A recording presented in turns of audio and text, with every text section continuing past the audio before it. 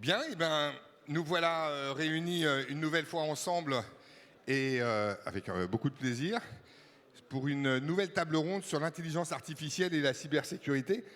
Une table ronde qui a un triple intérêt. Le premier, bah, c'est bien sûr parler d'intelligence artificielle aujourd'hui. Quand on en entend parler dans à tous les niveaux, on n'a pas forcément la notion de savoir comment ça va s'appliquer à nos métiers de logistique portuaire. La cybersécurité, pour le deuxième point, bah, c'est qu'aujourd'hui, les menaces sont réelles. On l'a vu il y a quelques années, comment une attaque sur un armateur pouvait tout faire arrêter. On était presque à arrêter certains navires en route. Et puis la troisième raison que j'affectionne tout particulièrement, c'est que c'est la seule et unique table ronde de ces Shipping Days où il y a plus de femmes que d'hommes, ce qui montre que véritablement la féminisation de la logistique portuaire est en cours et avance à grands pas. Et j'en suis fort heureux. Et voilà, donc je suis bien content de voir qu'on a 3 femmes pour 2 hommes. Ça ne retire rien aux hommes, bien entendu, mais ça met en évidence le poids des dames dans ce métier qui a mis du temps à venir et qui a mis du temps à être accepté par les hommes. Mais là, je suis bien content d'avoir cet honneur d'animer cette conférence. Alors, il y a 2 sujets, hein, cybersécurité, intelligence artificielle. Vous allez voir, on va travailler on a essayé de concentrer un peu les 2 sujets. C'est-à-dire qu'on va commencer avec Frédéric Giletta, qui n'est pas sur le... Frédéric Giletta, on va y revenir après. On va commencer avec Frédéric Giletta et ensuite on va entendre Thibaut Court de Faraday et Christine Rousseau des ports de la rade de Toulon qui vont nous parler d'intelligence artificielle. Et ensuite, Laurie Mazurier et Lina Haddad qui nous parleront plus particulièrement de cybersécurité. Voilà, donc je propose qu'on commence tout de suite avec vous, Frédéric Giletta, si vous voulez bien être avec moi, merci. Non, mais si vous voulez vous faire un petit échange particulier, personnel, bon, voilà, voilà, si on pouvait y participer, ça serait vachement sympa. Oui, donc Frédéric Giletta, vous êtes l'adjoint de Jérôme Besancenot, le directeur général, donc vous êtes directeur général adjoint, excusez-moi, d'EasyPort, une structure commune entre Aropa et Sojet. Voilà, alors expliquez-nous, donnez-nous un panorama général un peu de la façon dont l'intelligence artificielle et la cybersécurité impactent nos métiers aujourd'hui de la logistique portuaire. Merci pour cette prise de parole et pour cette introduction. Bonjour à tous, moi je suis Frédéric Giletta, donc directeur adjoint du GIE EasyPort. C'est un GIE qui a été créé il y a 3 ans par Aropa Port, donc, qui est le premier complexe portuaire de France, et la Sojet, qui est le leader mondial des PCS, comme on dit, et avec cet outil, ce nouvel outil, cette nouvelle société, nous développons, nous créons et nous maintenons des outils au service des autorités portuaires, des systèmes qu'on appelle des Port Operating Systems et qui permettent aux autorités portuaires de fonctionner et même de faire beaucoup plus. On va avoir l'occasion d'en parler un petit peu tout à l'heure. Quand on parle de cybersécurité et d'intelligence artificielle, donc moi je vais décomposer un petit peu en 2 temps. On va commencer par la cybersécurité parce que les systèmes que nous créons et que nous mettons en place dans différents ports, que ce soit en France et à l'étranger, sont des systèmes qui sont hautement surveillés et qui nécessitent un niveau de sécurité et de vigilance à la cybersécurité très élevé. En effet, ils contiennent des données d'escale, des données opérationnelles et des données qui souvent sont vitales même pour l'économie d'un pays dans lequel ces systèmes-là sont installés. Alors on parle de cybersécurité. Tout de suite, les premiers mots qui viennent, c'est infrastructure, c'est redondance, c'est résilience. Donc évidemment, on a besoin d'avoir des infrastructures vérifiées, sécurisées, hautement redondées. C'est le cas pour nous. Hein. Nos systèmes sont installés sur des clouds souverains, tellement souverains que ce sont ceux d'Aropaport, voilà, donc, qui a aussi les capacités d'héberger, et aussi ceux de la Sogette, donc on est aussi redondé et dispatché. Ça, c'est pour la partie un petit peu résilience.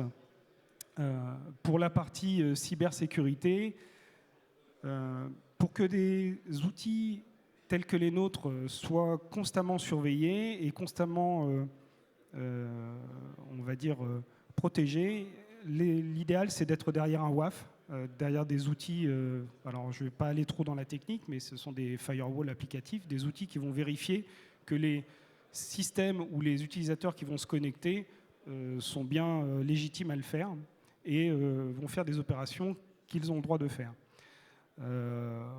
Ensuite, nul n'étant parfait, quand on fait de la cybersécurité, il faut aussi être capable d'avoir un très haut niveau de traçabilité et d'alerte.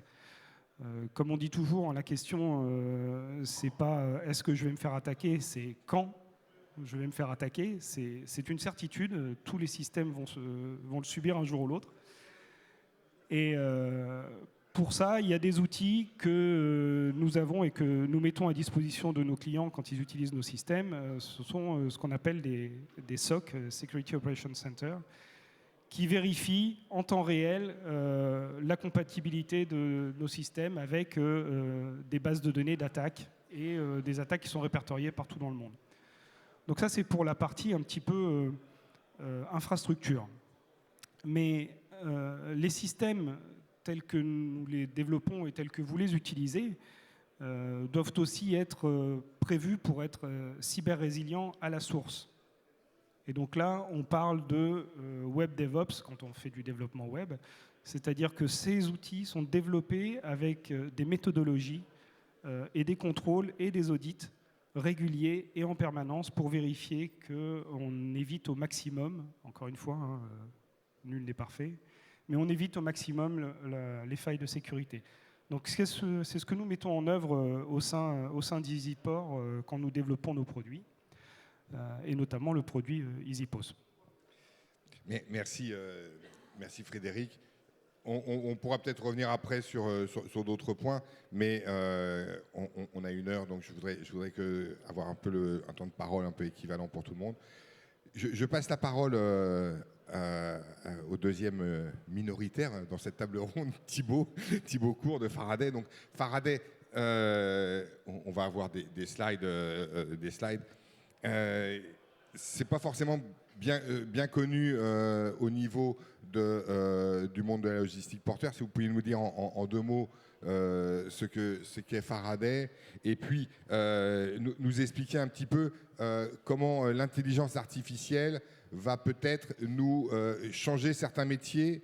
D'abord, est-ce que ça va les changer, et quelles vont être les implications sur les métiers de la logistique portuaire?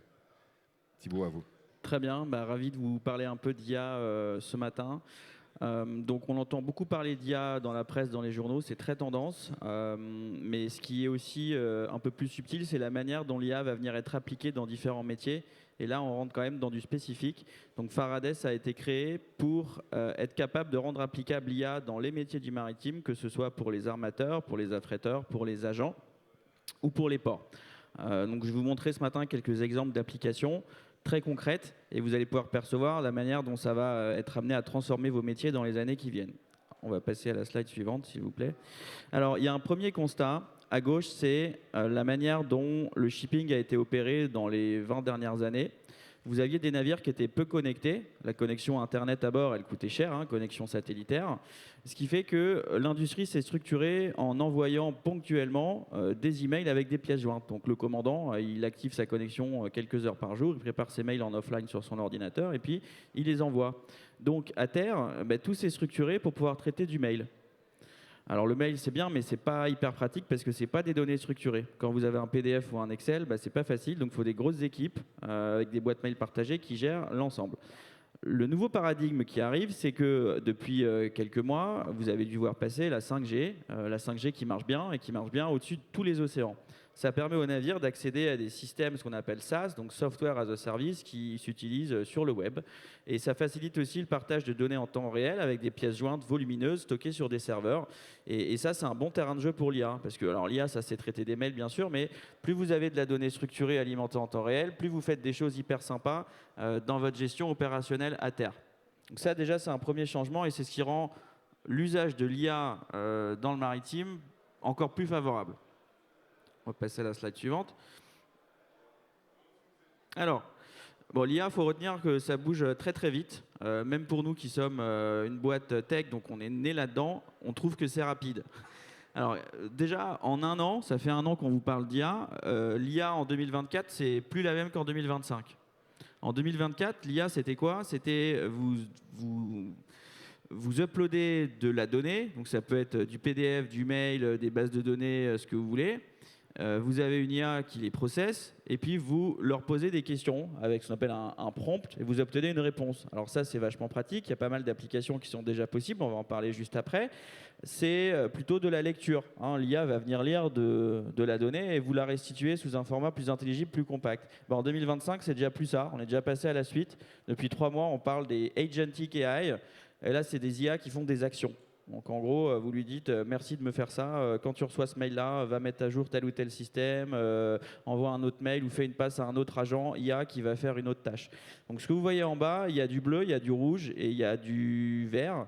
C'est que des agents IA. Donc vous avez un agent superviseur, un super agent qui distribue les tâches et vous avez des agents individuels qui vont être entraînés pour faire des actions très spécifiques. On est en train de construire des équipes d'IA et je vous le dis, c'est pas un mythe. On l'a essayé chez Faraday dès que c'est sorti au mois de février. C'est hyper impressionnant. Ça marche hyper bien. Et là, les grosses discussions aujourd'hui que vous avez au niveau de Google, Meta, Amazon, c'est quels sont les standards de code qu'on doit mettre en place pour que des agents puissent communiquer entre eux et se faire des passes. Avec des modèles d'API, on va dire comment vous structurez votre code pour qu'un agent IA puisse le comprendre et faire des actions dedans. Voilà. Et là, ils se sont mis d'accord cette semaine sur un modèle pour faire ça. Donc vous voyez, ça va vite. Je ne sais pas combien il y a de sociétés dans la salle qui ont déjà commencé à faire de l'IA en 2024. C'est presque déjà trop tard parce que là, on est déjà à la phase 2. Et la phase 3 qui va arriver, elle va être encore plus impressionnante à mon avis. Donc c'est très important de commencer à prendre le pli, jouer avec, voir comment ça peut s'intégrer au sein de vos équipes pour ne pas rater le train parce que sincèrement, c'est un train qui va accélérer à mon avis et ce n'est pas fini. On va parler un peu d'exemples très concrets maintenant sur la slide suivante. Voilà, alors là, je vous mets quelques exemples pour des armateurs. Quand vous avez une clean recap, vous devez donner à votre commandant des instructions de ce qu'il va faire. Là, vous avez des opérateurs humains qui prennent le temps de prendre les docs, regarder la charter party, faire un mail, l'envoyer au commandant. Ça, une IA le fait très bien. Vous nominez un navire pour un affréteur. Si c'est un grand groupe minier, il va vous demander 50 pages d'informations pour valider la nomination du navire. C'est extrêmement long, c'est extrêmement pénible. S'il y a des erreurs, ça peut faire un refus de navire, ça a des conséquences financières fortes. Là, vous donnez à une IA le modèle, toutes les données, et il va vous le remplir en quelques secondes. Ça, c'est plutôt cool. Côté affréteur, tout ce qui est planification de navire, allocation de ressources sur un terminal, par exemple, vous avez des contraintes. Il y a des contraintes de marée, il y a des contraintes de quai, il y a des contraintes de grue, il y a des contraintes de shift de grutier, il y a des contraintes de disponibilité de la cargaison. Tout ça, vous donnez à une IA, elle va vous aider à trouver le planning optimal parmi des millions de possibilités. Pour un humain, c'est extrêmement long, c'est extrêmement pénible. Une IA vous fait ça en quelques secondes. Côté équipage, ils sont assez occupés régulièrement avec des systèmes de classe, des audits sur la classe, les régulations, les procédures internes de l'armateur. Ça, c'est des centaines de documents de plusieurs pages qui sont sur le serveur du navire. Et les marins, ils doivent être capables de trouver certaines informations et montrer qu'en 1 minute, il peut sortir la bonne donnée. Ça, c'est compliqué de chercher dans les logiciels de bord. Par contre, vous posez la question à une IA, vous avez la réponse instantanément avec dans quel document, dans quelle page, dans quel paragraphe. Donc ça, pareil, c'est un gros gain de temps. Et puis enfin, les agents maritimes, On peut parler de pré-arrival, s'il y en a dans la salle, je pense qu'ils voient à quoi je fais référence. C'est pareil, des formulaires qu'il faut remplir sur la base de documents qui sont à bord du navire. On peut parler avec des espaces digitaux qui permettent de centraliser d'informations et de restituer à leurs clients une information très claire, très structurée temporellement de tout ce qui s'est passé lors de l'escale. Et enfin, on pourra aussi parler des arrivées juste à temps, qui sont, selon moi, une vraie source d'amélioration possible. Réduire la vitesse du navire si on voit que de toute façon, il va attendre au port. Et pour pouvoir prendre ces décisions, faut être vraiment en temps réel sur ce qui se passe au quai, sur ce qui se passe au port, sur ce qui se passe à bord. Et donc, avec la bonne visibilité, avec le bon traitement d'informations en temps réel, on va pouvoir, je pense, proposer dans quelques années ce service hyper efficacement et à plus grande échelle. Alors, et pour finir, peut-être un petit exemple sur la slide suivante. Voilà, là je vous ai mis un exemple, on serait plutôt du côté d'un affréteur qui doit faire sa déclaration de l'ECAN, donc dans le dry bulk pour ceux qui travaillent dedans. Aujourd'hui, vous avez des échéances à surtout pas rater, c'est contractuel, il faut penser à déclarer son LECAN à temps. L'IA peut vous voir dans les contrats les dates limites, vous notifier que c'est urgent, qu'il faut vraiment le faire, va vous rédiger le mail avec toutes les bonnes références qui sont nécessaires pour que votre armateur il comprenne exactement de quoi il s'agit et peut même l'envoyer pour vous. Alors on aime bien quand même laisser des validations humaines, une relecture humaine, une action humaine. Ce qui est intéressant avec l'IA, c'est que toutes les tâches qui sont répétitives sans valeur ajoutée, c'est mieux que ça soit fait par l'IA. Par contre, l'humain, faut qu'il se ressente sur sa relation avec les clients, sur la prise de décision, sur les arbitrages.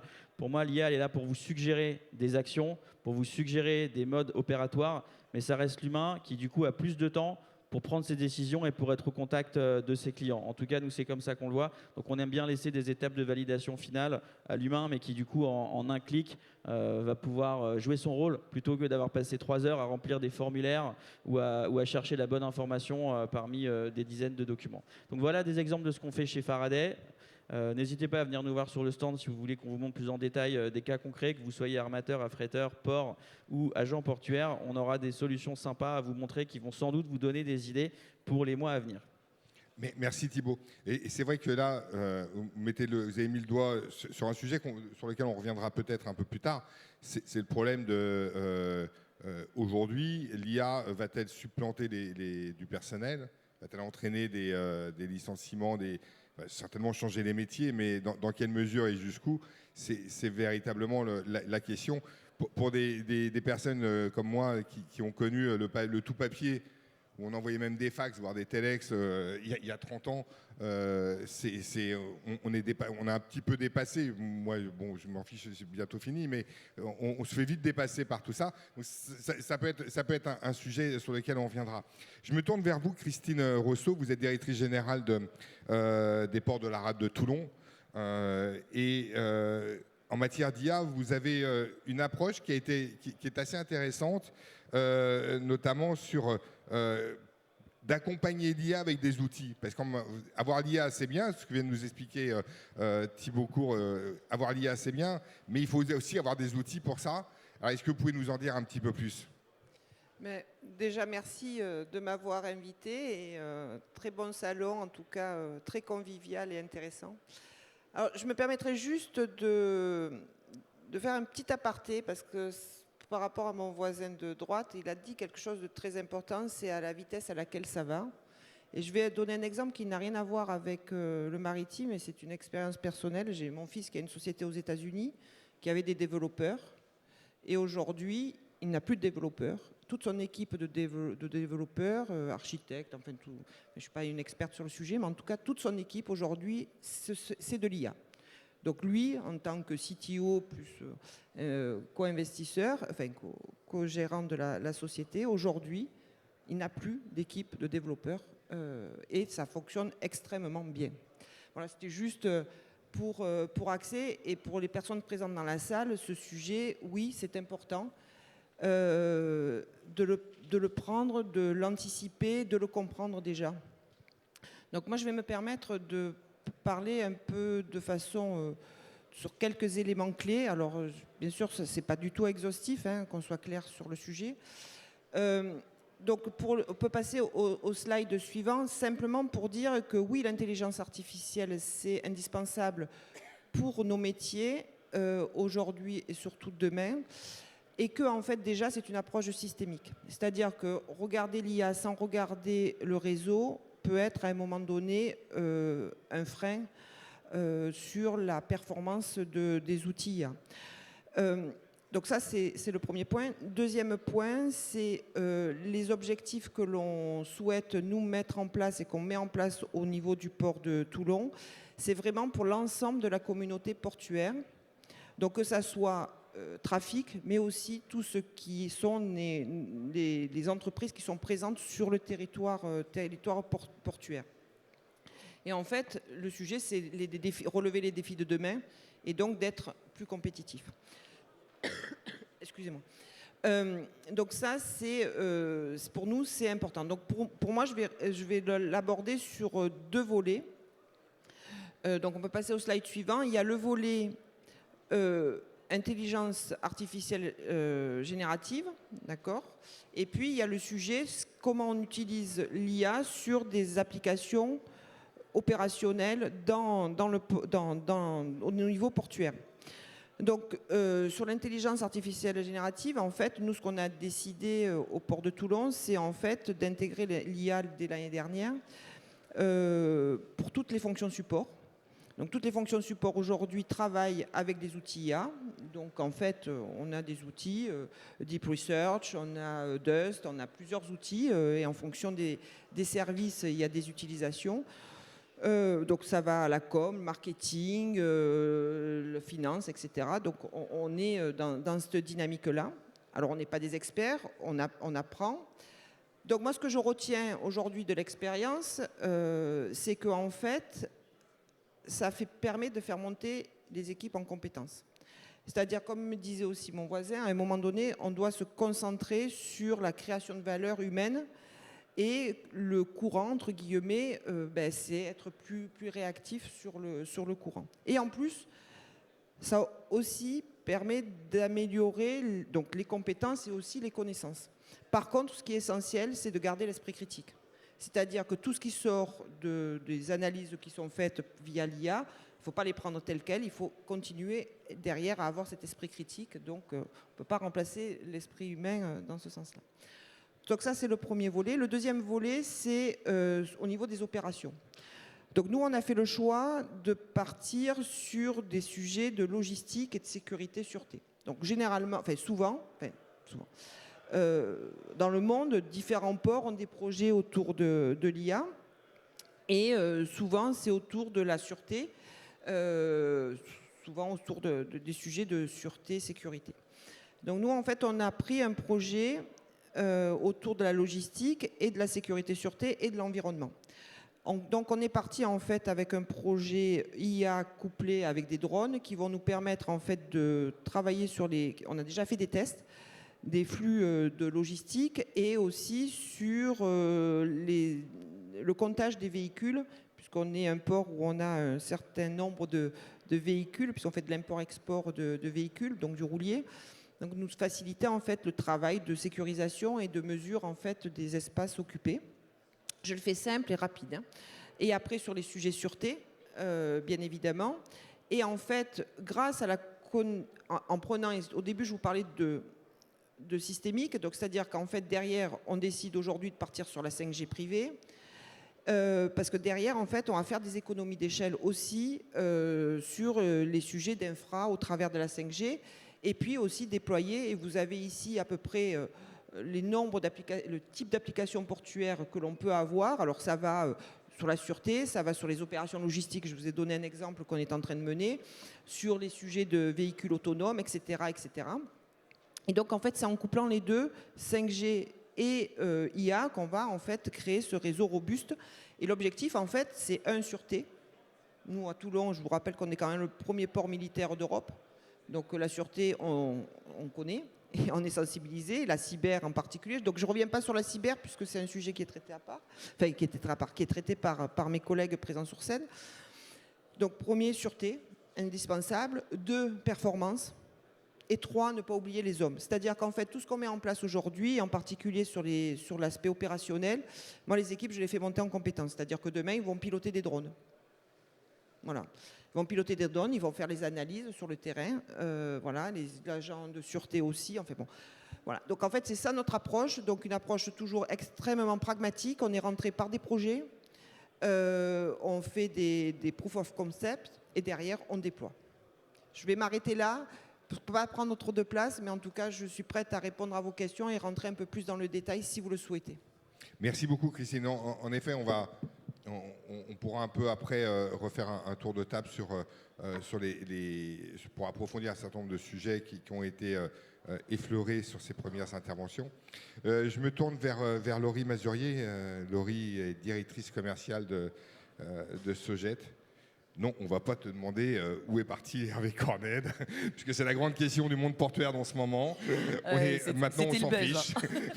Et en fin de compte, voilà, tout le monde est au courant, donc le suspense n'est plus de mise. Parlons un peu de cybersécurité maintenant, et de sécurité et de sûreté d'une manière un peu plus générale, avec l'ICS d'Antes. Alors, est-ce que tu pourrais nous expliquer les différents chaînages de ce système pour comprendre un peu ce dont il s'agit et en quoi la cybersécurité intervient dans ce domaine avec ces différents ces process d'ICS et d'Antes? Merci Hervé de nous avoir conviés et de nous donner cette possibilité de nous exprimer. Donc, alors je veux bien le slide suivant, s'il vous plaît. Parce qu'un schéma vaut mieux qu'un long discours. Je vais essayer de vous le commenter de façon à ce que ce soit simple. Globalement, on a, donc pour des raisons de sécurité et de sûreté au sein de l'Union européenne, une nouvelle réglementation qui est en cours de mise en place avec les directions des douanes, donc françaises, mais évidemment européennes. Alors tout ça, en fait, est historique, hein, ce genre d'outils ont été mis en place suite aux attentats du 11 septembre aux États-Unis. Et donc l'Europe a mis en place ICS 1 à l'époque. Aujourd'hui, nous sommes en pleine migration. La douane évolue sur bon nombre de procédures de sécurisation des flux de marchandises qui sont la porte d'entrée pour les potentiels terroristes, etc. Donc il y a énormément de surveillance qui sont faites sur ces marchandises. Et donc aujourd'hui, il va falloir fournir encore plus de données que ce qu'on était habitué de donner donc pour la sécurisation et la sûreté de tous. Donc globalement, il va falloir déjà informer de ce que vous comptez importer, mais depuis le port de départ. Et les douanes vont signifier si oui ou non vous avez le droit de charger, donc par exemple depuis un port en Chine. Donc à partir de ça, tout va être centralisé sur une base de données européenne. Donc ensuite, votre navire va partir et va venir escaler sur les ports français, à La Rochelle par exemple. Et du coup, voilà, ces informations en fait vont être déposées dans le manifeste. Quand vous déclarez votre marchandise, donc au départ de Chine par exemple, on va attribuer un identifiant unique à cette marchandise et il va falloir informer les douanes européennes que le navire transportant cette marchandise arrive sur le territoire européen. Donc ça, c'est la partie ICS. Ensuite, vous allez avoir la partie ANTES où il va falloir notifier pour chaque marchandise qu'elle est rentrée physiquement sur le territoire. Donc là, on passe du macro, on va dire, navire à la partie marchandise. Donc ces opérations en fait vont être répétées pour chaque identifiant MRN. Alors si vous faites du groupage, chaque petit lot va avoir son propre numéro, donc des charges de travail assez conséquentes. Et le but de tout ça, donc la sécurisation, et nous en tant qu'éditeur de logiciels, on est là pour faire en sorte que les formalités administratives soient le plus light possible, tout en respectant évidemment la réglementation. Donc les informations en fait d'arrivée de marchandises sur chaque port, en fait vous nous les fournissez déjà aujourd'hui en introduisant vos manifestes dans S1. Donc la mise en place que l'on fait pour ces solutions, en fait, c'est qu'une fois que vous avez créé votre NS, S1 va pouvoir se déclencher toutes ces notifications et envoyer ces informations en automatique donc à la direction générale donc européenne en passant par les douanes françaises. Donc le but, en fait, c'est vraiment d'alléger tout ça. Donc après, on va rentrer dans le flux d'importation classique que vous connaissez, avec la mise à la consommation, les options d'autorisation de sortie qui sont fournies par les portes community system sur les outils. Mais en fait, tout ça ne va pas s'arrêter là. Aujourd'hui, la douane met ça en place pour sécuriser encore plus en amont, c'est la première étape. Parce que demain, vous ne pourrez plus faire votre dédouanement, votre mise à la consommation, si la marchandise n'a pas été pré-dédouanée au préalable avec ICS et ANTES. Et ensuite, l'étape finale, donc la douane a annoncé, il y aura contrôle de cohérence en fait entre ce qui aura été déclaré par votre exportateur chinois qui va faire venir de la marchandise en Europe, et donc que les références, les nomenclatures sont bien cohérentes avec votre mise à la consommation. Donc on va avoir encore de nouvelles étapes à venir dans le futur pour la sécurisation des populations européennes. Merci beaucoup Laurie. C'est vrai, on voit que la sécurité, la sécurité et les menaces existent et doivent être prises en considération. Juste une petite anecdote.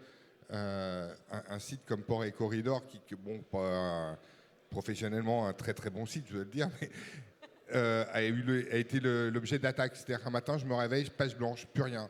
Pourquoi ? Parce que la veille, j'avais osé écrire un truc sur les céréales et la Russie. Et donc, j'ai eu des robots russes qui m'ont attaqué toute la nuit. Et si on n'a pas un certain nombre de mesures, eh ben, je me suis retrouvé comme ça avec 2-3 fois, dès que j'ai écrit sur les céréales, quand on associait le mot céréales et Russie, bing, les robots russes nous plantaient le site. Donc il a fallu mettre en place des protocoles de sécurité. Et ce qui arrive à ce petit niveau, parce que vraiment je me considère comme le petit niveau, je l'imagine à un niveau plus important d'un port, d'une communauté portuaire, ça peut avoir des conséquences faramineuses, ça peut avoir des conséquences très importantes et on ne sait pas jusqu'où ça peut aller, mais on n'imagine pas jusqu'où ça peut aller. Et c'est là où IA et cybersécurité ont aussi peut-être quelque chose à voir. Et donc, je me tourne vers toi, Lina Haddad. Lina Haddad est déléguée générale de France PCS, donc, qui est un GIE qui regroupe Soget et MGI, Soget Le Havre, MGI Marseille, qui a mis en place récemment des SOC. Alors, enfin, nous expliquer en 2 mots ce que c'est un SOC, parce que ce n'est pas forcément connu de tout le monde. Et justement, ce système-là permet de mettre en place un système de cybersécurité et d'avoir des... France PCS a signé des contrats avec Orange Cyberdéfense. Donc, c'est intéressant de voir un peu où est-ce qu'on en est aujourd'hui et vers où est-ce qu'on va tendre. Bonjour à tous, merci Hervé pour l'invitation, merci les Shipping Days de nous avoir invités à présenter nos actions aujourd'hui. Donc France PCS est effectivement un GIE qui a été créé en 2020 sous l'impulsion de la stratégie nationale portuaire.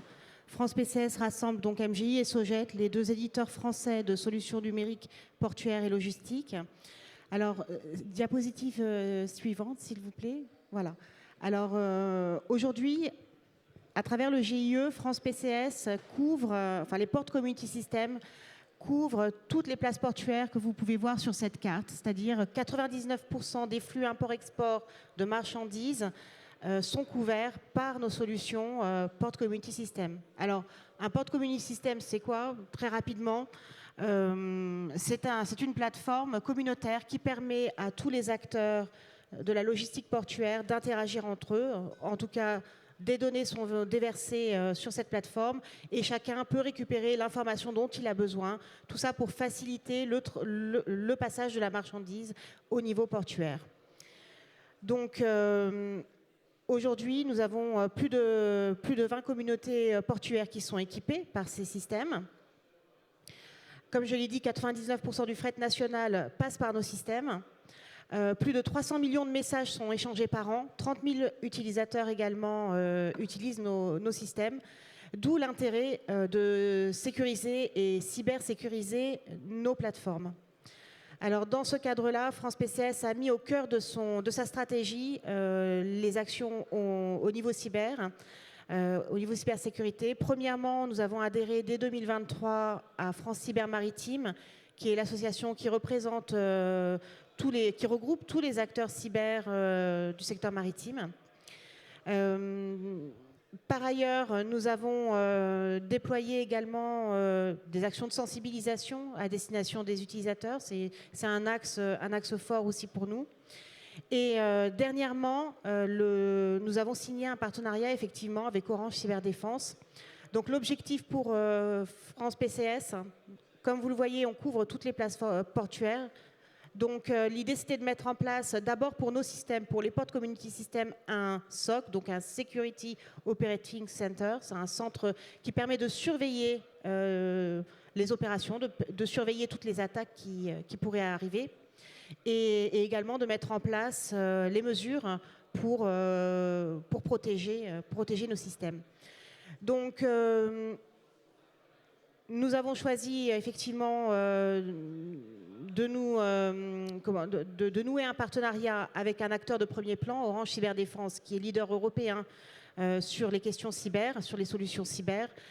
Et donc, dans un premier temps, nous déployons le SOC sur les deux PCS, donc S1 pour Sogет et CI5 pour MGI, de manière à ce que toutes les places portuaires soient couvertes.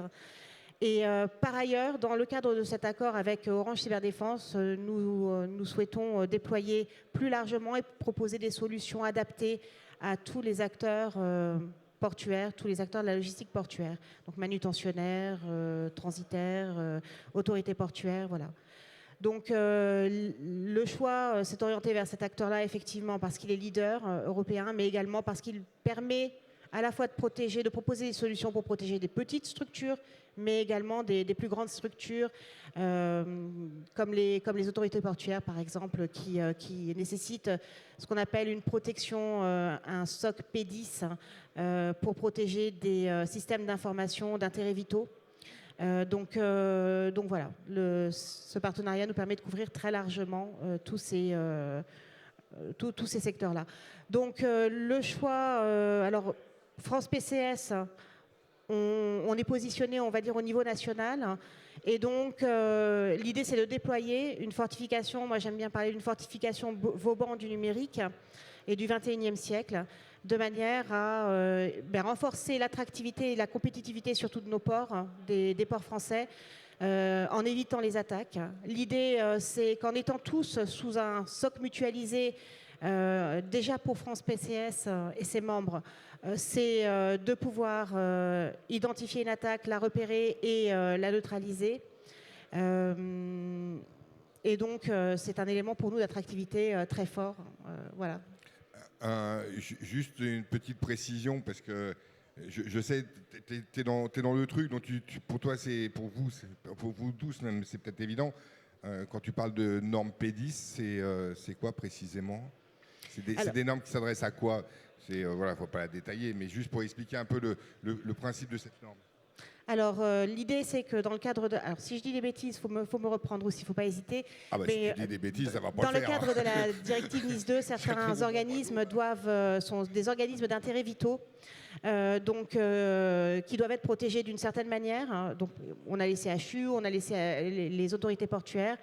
Et donc, par exemple, pour nous, les autorités portuaires, mais également d'autres acteurs de la logistique portuaire. Alors, cette liste, elle est établie par décret, je crois. Et donc, ces organisations nécessitent de protéger de manière très, très forte les systèmes d'information concernés. Et donc, la qualification P10, c'est une qualification qui est délivrée par l'ANSSI, l'Autorité nationale de sécurité des systèmes d'information. Et donc, voilà, l'idée, c'est de pouvoir, à travers ce partenariat-là, avec cet opérateur-là, pouvoir proposer à la fois pour les PME, j'insiste là-dessus, c'est le partenariat qu'on développe avec Orange Cyberdéfense, pouvoir proposer des solutions adaptées pour des PME, en premier lieu nous, France PCS, les membres de France PCS, mais également une offre qui puisse être adaptée à des acteurs de plus grande importance avec des systèmes d'information vitaux à protéger. Merci. Est-ce que dans la salle, il y a des remarques, des expériences? Oui, là, ça vient la remarque sur le bout des lèvres. Est-ce qu'on a un micro? Attendez, si vous n'avez pas de micro, je vais sauter de scène. Hop là, bougez pas. Tant que je ne vous tombe pas dans les bras, ça va. Merci de vous présenter. Oui, Bernard Plisson, stratégie transition écologique à Port-Atlantique-La Rochelle. En fait, il me manquerait un lien entre la dimension cybersécurité d'une part, qui a été très bien développée sur tous les systèmes d'information portuaire, avec notamment le caractère de point d'entrée du territoire ou de point d'importance vitale, et puis d'un autre côté, toutes les possibilités qui sont offertes par l'IA. En fait, aujourd'hui, comment est-ce qu'on fait au travers des outils qui sont proposés au niveau de l'IA que vous avez présenté, qui vont révolutionner tout un tas d'usages dans les ports, pour en fait concilier les enjeux de cybersécurité. Autrement dit, est-ce que les données que vous manipulez, elles vont sur le web, et du coup, est-ce que ça vulnérabilise pas le port en fait? Merci. En effet, c'est un sujet, vraiment un bon sujet de lien qui concerne un peu vous tous et vous toutes. On va commencer par Frédéric. Sur ce sujet, quel est le lien? Alors, assez rapidement, merci pour la question. Alors, l'IA appliquée à la cybersécurité, c'est aussi l'IA appliquée à la cyberattaque. Ouais. Donc, en fait, c'est, comme on l'a expliqué tout à l'heure, tout va très vite. Et autant les cyberattaquants utilisent l'IA pour attaquer leurs cibles, autant les SOC, notamment, ont tendance à utiliser aussi l'IA pour faire des analyses de plus en plus fines et de plus en plus rapides des typologies d'attaques et des typologies d'attaquants. Certes, les données sortent de nos systèmes, parce que ce sont des données log qui sont analysées en permanence, vers ces SOC-là. Néanmoins, ce sont des réseaux qui sont la plupart du temps très protégés et très sécurisés. Voire des réseaux dédiés vers ces SOC-là. Donc ce ne sont pas de la fuite de données vers Internet, c'est des données qui sont transmises d'un point A à un point B, cryptées, codées, sécurisées. Donc là, il n'y a pas de risque à ce niveau-là. En tout cas, pas sur les systèmes que nous, on traite. Oui, Thibault. Ouais, votre question est très intéressante. Si vous parlez à des directeurs informatiques, souvent ils vont vous dire en cyber, un des plus gros risques, ce n'est pas vraiment le système, c'est surtout ce qui se trouve entre la chaise et le clavier, donc c'est vos équipes. Aujourd'hui, je suis sûr que dans toutes vos équipes, ils se sont tous amusés à mettre sur ChatGPT, par exemple, un rapport où ils devaient changer le format ou un mail à rédiger. Donc, ils ont fait copier-coller d'un document privé confidentiel de votre société avec des chiffres financiers, opérationnels, pour voir ce qui sortait. Tout le monde l'a fait, tout le monde le fait. Donc là, vous avez des données de votre société qui se retrouvent à partir sur le web. Vous ne savez pas trop derrière le modèle, est-ce qu'il l'a mis dans sa base de connaissances, et est-ce que si un tiers maintenant pose une question sur votre société, cette donnée peut ressortir. Donc ça, c'est gros danger. Si vous ne mettez pas en place des outils avec de l'IA qui sont bien encadrés et décidés par le management au sein de votre société, vous pouvez être sûr que ça va partir dans tous les sens et que des données confidentielles vont arriver sur le web. Bon, des solutions existent pour ça. Par exemple, avec Faraday, les modèles d'IA existants, que ce soit ceux de Amazon, de Google, de Meta, ce que vous voulez, ces boîtes-là mettent à disposition la capacité d'installer en local sur vos serveurs les modèles et de les faire tourner en local. Donc déjà, première chose chez Faraday, quand vous utilisez l'IA Faraday, elle tourne en local sur des serveurs sécurisés. Ça, c'est le point clé. Et je pense que toutes les boîtes ici sur le plateau implémentent ce type de fonctionnement. Et c'est très important de le proposer à vos équipes parce que si vous ne le faites pas, spontanément, ils vont aller à droite, à gauche, utiliser des systèmes non protégés.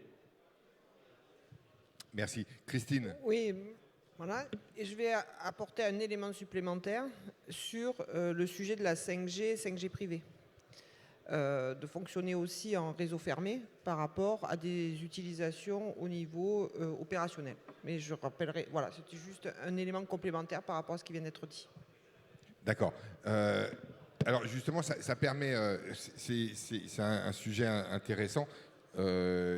J'aurais souhaité, quand on parle de ça, justement, on parle aussi de... on rentre dans le sujet de la coopération interportuaire, quelque part. Il y a aussi un système qui doit se mettre en place, comme le disait monsieur, on parle en intérieur du port, mais aussi entre les ports. Et est-ce que la coopération portuaire doit jouer sur le sujet ici ? Alors, oui, la coopération portuaire doit jouer à la fois sur le sujet de la cyber et sur le sujet de l'IA. Je vais prendre 2 exemples très rapides. Si on fait de la cybersécurité, il faut aussi s'assurer que certaines données que l'on veut garder soient bien notarisées et qu'on soit certain qu'il s'agit bien de la donnée que j'ai sauvegardée. Il y a des technologies qui existent aujourd'hui, technologies de blockchain, et nous mettons en œuvre ces technologies de blockchain avec EasyPort, mais aussi avec la Sogette, Aropaport et d'autres partenaires. Et quand on parle de blockchain, on parle de blockchain privée. Merci. Merci beaucoup. Ça ne veut pas dire qu'il faut partir, hein. Ça veut dire que ça va être bientôt à disposition, hein. Attendez. Donc on parle de blockchain privée et avec des nœuds qui sont installés dans chacun des systèmes des partenaires, qui soient des partenaires privés ou publics, donc dans certains ports. Et là, on est dans de la coopération interportuaire avec une blockchain privée, partagée, sécurisée, et qui permet là de se dire, on a quelque chose, on a un environnement qui est cyber safe, en tout cas pour l'historisation des données. Ça, c'était le premier exemple. Et pour revenir sur l'IA, là aussi, la coopération interportuaire est importante. Nous, on travaille sur alors les 2 modèles que vous avez vus tout à l'heure, qui ont été présentés par Thibault, tout ce qui est just-in-time model et tout ce qui est outils de prédiction qui concourent à ce que vous connaissez aujourd'hui comme le jumeau numérique. Pour prédire l'arrivée d'un navire à quai, il ne suffit pas de savoir quand est-ce qu'il arrive sur rade, il faut aussi être capable de modéliser un port pour se dire le pilotage va être disponible, le quai va être disponible, les grues seront disponibles et ainsi de suite. Donc c'est du multi-agent, de l'intelligence multi-agent qui travaille. Et pour que ça fonctionne, il faut de la donnée. Et ces données-là, la plupart du temps, sont des données qu'on échange alors, en interne dans un port, mais aussi entre ports pour améliorer le fonctionnement, pour améliorer l'apprentissage de ces agents et pour faire en sorte que l'optimisation des process que l'on est en train de simuler soit au plus proche de la réalité, en fait. Merci. Je souhaiterais passer la parole à Christine Rousseau, parce que justement, Christine, tu nous as un peu mis l'eau à la bouche là, sur les réseaux de systèmes 5G. Pourquoi déployer un réseau 5G et quelles recommandations est-ce qu'on pourrait faire à des structures qui veulent le faire? Alors, je ne vais pas me faire que des amis, mais ce n'est pas bien grave, j'ai l'habitude. En fait, pourquoi on part, nous, sur un réseau 5G privé? Tout simplement parce que, en fait, derrière, déjà, c'est une boucle fermée, entre guillemets, hein. Donc pour protéger en fait l'ensemble des données sur l'ensemble de l'activité portuaire. Deuxièmement, le temps de latence qui est plus faible. Et le fait d'avoir sa propre bande passante avec l'ARCET permet donc derrière d'être plus performant. Donc sécurité, performance, et puis aussi une capacité aussi à gérer soi-même les infras. C'est-à-dire on va décider où on va mettre les antennes, on va voir en fonction de l'activité portuaire pour qu'en fait l'ensemble des ports soit couvert. Donc on est maître en fait du jeu au travers du réseau en fait que l'on va mettre en place dans les mois et les années qui viennent sur le port de Toulon. Nous, faut aussi comprendre qu'on est à proximité, on travaille en étroite relation avec la défense nationale, hein, puisqu'on est le port de Toulon, commerce, et à côté on a la base navale.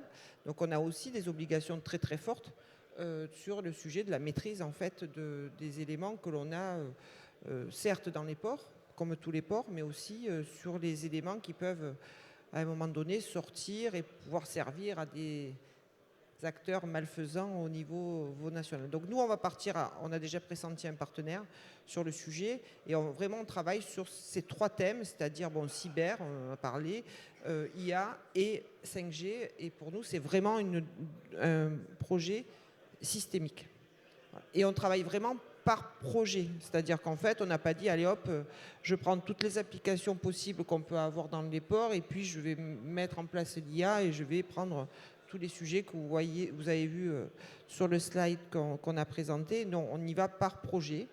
Donc, projet logistique, projet environnementaux, c'est ce qu'on a ciblé, et projet sécurité. Voilà. Donc, Mais, merci. Il y a un sujet qu'on a abordé tout à l'heure sur l'IA. Justement, c'est Thibaut commençait un peu à évoquer le sujet. Et ça fait peur à des gens de ma génération, des gens qui sont sur la fin de vie professionnelle. Est-ce que ça va détruire de l'emploi ou est-ce que ça va en créer d'autres? Alors ça, c'est une vraie grosse question qui fait peur à tout le monde, hein, peu importe l'âge, mais est-ce que l'IA va détruire de l'emploi et est-ce que, ou est-ce que ça va créer de nouveaux emplois et avec un seul positif? Bon, c'est pas une question facile. On est encore aux premières phases de l'usage.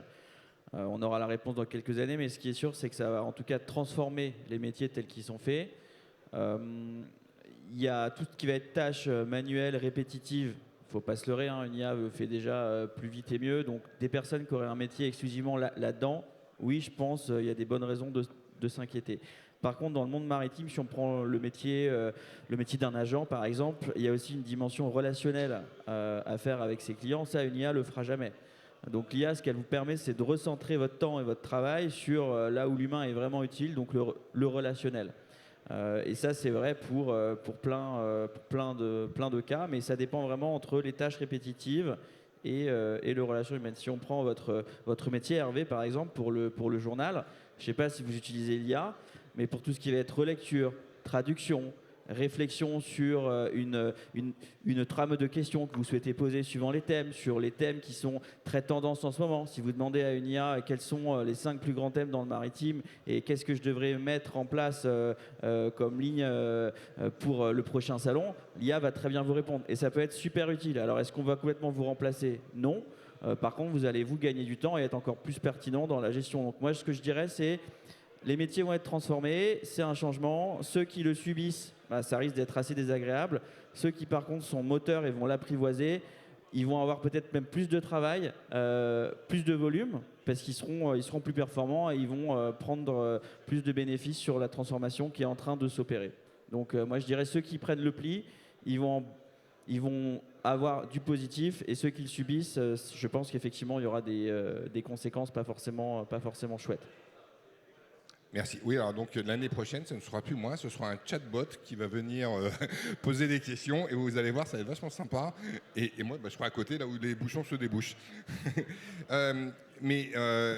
Oui, c'est certain. Aujourd'hui, il y a eu des articles dans Le Monde de parus et qui viennent de l'IA. Ça se lit, ça se voit. Quand on a l'habitude de lire, on connaît bien la façon d'écrire des journaux et on le voit de plus en plus, ça se repère. Et donc aujourd'hui, il y a dans la profession de journalisme, et j'imagine que dans vos professions aussi, ça va arriver, on est en train de mettre en place, ils sont en train de mettre en place une charte pour indiquer que l'article a été rédigé avec l'IA ou a été rédigé entièrement. Non, moi je ne l'utilise pas, l'IA. C'est un tort, mais voilà, j'ai essayé, c'est parti dans les nimbes et j'ai rien compris. Donc il faut que je m'y penche dessus. C'est un vrai gros sujet, Mais c'est pas tellement intéressant ce qui me concerne. Par contre, l'IA appliquée à la douane, est-ce que là, Laurie, on a un sujet ou est-ce que c'est quelque chose qui peut changer je dirais pas la face du monde, mais qui peut changer les métiers? Alors oui, et je vais rejoindre ce que disait Thibaut tout à l'heure. Ceux qui ne prennent pas le pli ne vont pas étaler en fait la charge de travail qui arrive. Bon, on a parlé là de nouvelles réglementations ICS-SANTES, mais on a une révolution douanière qui est en cours avec de nouvelles téléprocédures où on demande 200 champs de plus sur une déclaration que ce qu'on demandait avant. Donc ces informations-là, il va falloir les remplir. Donc du coup, on va mettre en place des systèmes d'OCR qui vont lire automatiquement une facture pour extraire les informations qui vont bien pour préinitialiser les déclarations. Mais on va aussi faciliter le travail quotidien des déclarants qui doivent toujours s'assurer que les codes n'ont pas changé, que les droits de douane c'est un truc qui changeait pas trop, mais enfin là en ce moment, je dirais pas que c'est le bazar, mais un peu. Donc bon, je remercie Donald sur le coup, là, on est plutôt pas mal. Non mais clairement, pour les déclarants en douane, il faut qu'ils s'assurent régulièrement des évolutions, et ça c'est quelque chose qui n'est pas du tout centralisé, ça dépend des pays, etc. Et là le but en fait c'est en un clin d'œil, je tape une référence une fois, et en fait dès qu'il y a un changement, en fait je vais être averti automatiquement dans ma boîte mail, attention, ce code là n'est plus utilisable, ou ça a changé sur tel aspect, etc. Donc là c'est vraiment des gains de temps énormes, parce que aller chercher dans 10 bases de données différentes ce qui a changé depuis la dernière fois sans savoir s'il y a eu un changement, clairement, ça n'a pas vraiment un intérêt fort. Hein. Je ne pense pas que les déclarants s'éclatent à faire ça. Donc autant qu'ils produisent plus de factures et qu'ils s'assurent effectivement que ce que leur a proposé l'IA est en phase. Ce qu'on disait, hein, surtout ne pas perdre l'intelligence. L'IA est là pour proposer des choses et il faut toujours garder en effet cet esprit critique. Je suis complètement d'accord avec Christine sur le sujet. Est-ce que c'est pertinent ce qui m'est proposé? Et du coup, challenger ça et passer du temps sur autre chose, sur des tâches bien plus intéressantes que de la recherche ou de la recopie avec toutes les erreurs que ça peut entraîner, évidemment. Mais, merci. Christine, oui, j'allais... Il faut bien séparer l'intelligence artificielle générative et puis l'utilisation de l'IA pour améliorer la rapidité de traitement des données ou dans les opérations... On est dans le domaine portuaire. Donc, deux aspects un peu différents qu'il faut bien appréhender dans les process de l'entreprise. Le premier, c'est garder l'esprit critique et utiliser l'IA pour faire monter en compétence les équipes. Et moi, je suis depuis toujours très sensible au bien-être de mes collaborateurs, mais dans le bon sens du terme. Voilà aussi, c'est parce que l'employabilité, elle est importante. Donc ça, c'est le premier point. Et deuxièmement, c'est les outils pour... je vais prendre un exemple. Alors, vraiment, vous allez voir un peu stupide, enfin, entre guillemets. Hein, mais quand vous faites de la sûreté, vous avez des caméras. D'accord ? Donc, quand vous avez un incident, vous faites de la recherche d'incidents. Bon, derrière, avec l'IA, vous allez aller plus vite pour la recherche d'informations. Voilà. Bon. Plutôt qu'une personne qui va passer tous les films, vous allez plus vite. Et puis aussi, ce qu'il ne faut pas oublier, c'est qu'en fait, tout ça, ça va aussi permettre de créer des nouveaux services. Nous, aujourd'hui, Port de Toulon, notre objectif, c'est d'améliorer notre rentabilité. Alors certes, par les services portuaires qu'on a aujourd'hui, mais surtout par les services portuaires qu'on va avoir demain. Donc en fait... Ça aussi, c'est important d'arriver un peu à sortir du cadre et voir, parce que bon, on est certes, on a peut-être, mes équipes, elles ont des super cerveaux, mais bon, on ne pense pas à tout, on n'est pas forcément, on ne peut pas aller partout pour benchmarker, pour voilà. Donc tout ça, en fait, c'est ça, en fait, c'est de l'intelligence au service de l'intelligence humaine. Et en tout cas, aujourd'hui, et j'espère que ça n'arrivera jamais, on ne va pas remplacer les hommes et les femmes par moi je résume ça vraiment par l'esprit critique. Et puis derrière, l'agilité que ça peut donner, parce que ça permet d'augmenter la vitesse de traitement des process au sens large du terme. Voilà. Non, mais c'est clair et c'est rassurant. C'est rassurant parce que, et même ce que disaient Thibaut et Laurie là, tout à l'heure, c'est rassurant de se dire on aura toujours besoin de quelqu'un derrière qui va surveiller. Lina, pour conclure un peu, parce que là on arrive au terme de cette table ronde, et France PCS met en place des partenariats avec Clear France. Et est-ce que ça rentre dans tout ce système dont on parle depuis une heure? Oui, alors j'avais une diapositive, je ne sais pas si oui, ça va venir. Voilà. La dernière diapo, voilà. Alors, donc, France PCS a été lauréat d'un projet qui s'appelle Clear France, lauréat du PIA 4 Logistique 4.0. C'est un projet France 2030. Dans ce cadre-là, on déploie une plateforme qui va être la plateforme commune des PCS français, c'est-à-dire une plateforme qu'on espère être le France Connect du maritime et portuaire, avec, dans un premier temps, un accès via cette plateforme, un accès à CI5 et S1 pour que les opérateurs puissent réaliser leurs opérations directement en ne se connectant qu'une seule fois. Et puis, on développe également d'autres services dans le cadre de cette plateforme. Alors, dans le cadre de ce qui nous intéresse aujourd'hui et du sujet dont on parle, on va dire l'élément le plus important aujourd'hui de Clear France pour nous, c'est la connexion qu'on a mis en place avec IN Group. Donc IN Group, c'est l'imprimerie nationale.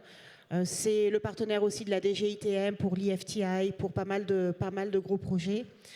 Et donc France PCS a choisi la solution développée par IN Group, avec la mise en place d'une identification unique, d'une authentification multifacteur, et tout ça est basé sur ce qu'on appelle la certification de l'identité numérique de la personne. Donc ça veut dire que la plateforme n'est pas encore opérationnelle, elle est en construction, elle est en développement, mais à partir du moment où elle sera opérationnelle, lorsqu'un utilisateur se connecte à Clear France, la connexion sera hyper sécurisée. On parlait de sûreté tout à l'heure, donc il y aura une traçabilité des personnes qui se connectent, possibilité avec IN Group d'identifier aussi des connexions un petit peu bizarres.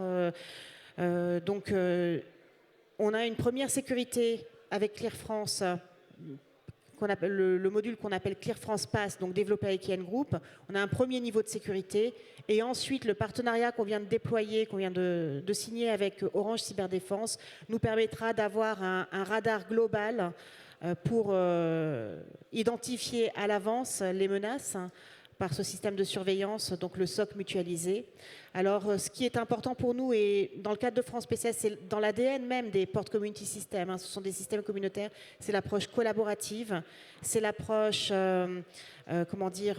constructive tous ensemble, on avance tous ensemble. Et donc, c'est mettre tous ces partenariats-là en fait, au service de la souveraineté numérique et de proposer une plateforme Clear France qui demain pourra permettre à chacun de réaliser ses opérations de manière sécurisée, hyper sécurisée, et donc de manière à renforcer la compétitivité des ports français, puisque c'est encore ça l'objectif principal, et de sécuriser les flux de marchandises. Merci Lina. Merci à tous pour votre attention. Donc je vous rappelle que cet après-midi, je crois que 13h30, 14h, un truc comme ça, il y a la visite du port pour ceux qui sont inscrits. 14h30, il y a une conférence sur l'emploi et l'économie maritime bleue. Et puis voilà, se clôturera ces 3e Shipping Days de La Rochelle, et avec des sujets nouveaux. Vous voyez, Thibaut tout à l'heure parlait, demain on tapera dans un moteur et puis on saura quels sont les grands sujets. Et ben on va tout de suite se pencher sur l'IA, dans l'IA, pour savoir de quoi on va parler l'année prochaine. Et qui sait, peut-être qu'ils vont nous donner des sujets vachement intéressants. Mais quand même, à un moment ou l'autre, nous, les organisateurs sauront faire le tri entre ce qui est bien, ce qui est intéressant et ce qui n'est pas intéressant pour les différents intervenants. Merci pour tout. Et puis, bon appétit. Merci, au revoir.